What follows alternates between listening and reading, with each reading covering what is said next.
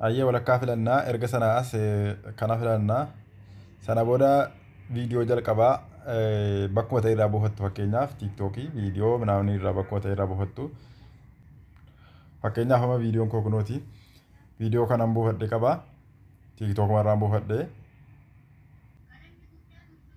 bakka kana seennee viidiyoo noormaalii waraabbanne fidanna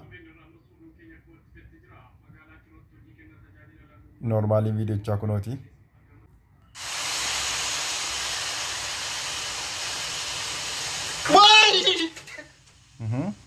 Carqoo kanarratti akkasuma taala jechuudha. Sana booda dudduubaan gad dheeratetti kunna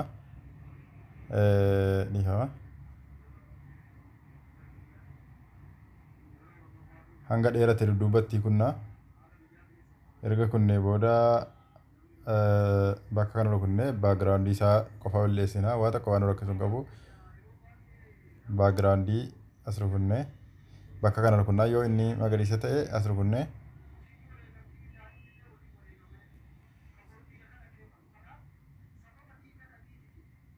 bakka kanaan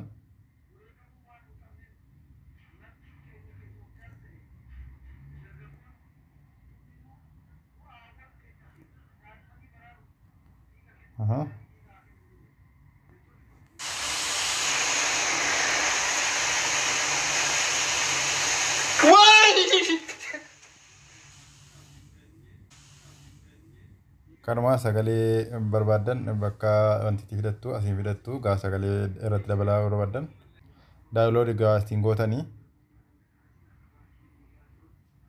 ekspoortii gootanii gad isinii bu'eera jechuudha. Galatoomaa ulfaadhaa.